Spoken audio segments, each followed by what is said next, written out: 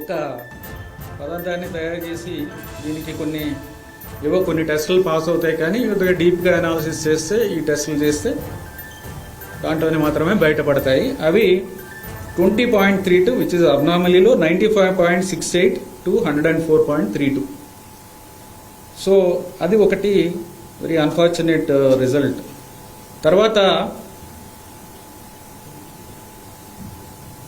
Soybean sunflower oil, దీనికి సంబంధించిన test result 98 పైన ఉండాలి. ఇది 87.61 87.61 వచ్చింది S value. That means this is adulterated with soybean, sunflower, olive, rapeseed, all these things మీకు ఇంతకు ముందే చెప్పాను ఆ రిపోర్ట్ దాంట్లో. తర్వాత లార్డ్ అంటే పిగ్ స్కిన్ కింద ఉండే ఫ్యాట్, పిగ్ ఫ్యాట్ అనుకోవచ్చు. అది లార్డ్ అనేది వాల్యూ ఆ టెస్ట్ చేస్తే 116 వచ్చింది. ఉండాల్సింది ఎంతంటే 100. Next is palm oil and beef టాలో. ఇవి రెండు ఉంటే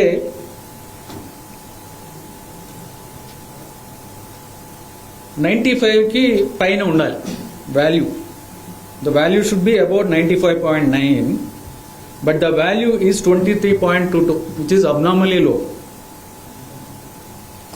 తర్వాత coconut and palm colonel fat ఉంటే దాని వాల్యూ 100కి కింద ఉండాలి, బట్ ఈ వాల్యూ 106 ఉంది.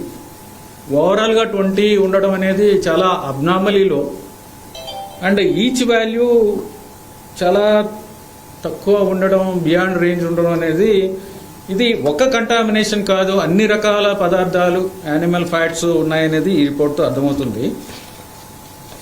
తర్వాత ఇది ఒక రిపోర్ట్ కాదు, 4 రిపోర్ట్లో కూడా ఆల్మోస్ట్ సిమిలర్ ఇవి వచ్చాయి. All the reports give similar results on the 4 samples. So we have immediately stopped the supplies.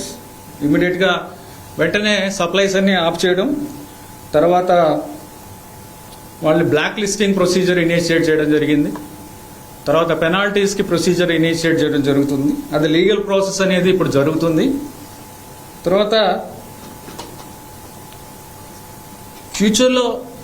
ఫ్యూచర్లో ఇలాంటివి జరగకుండా ఉండాలంటే ఏమి చర్యలు తీసుకోవాలి అనే దాని మీద ఒక ఎక్స్పర్ట్ కమిటీని కూడా వేయడం జరిగింది. ఆ ఎక్స్పర్ట్ కమిటీ కూడా రిపోర్ట్ ఇవ్వడం జరిగింది.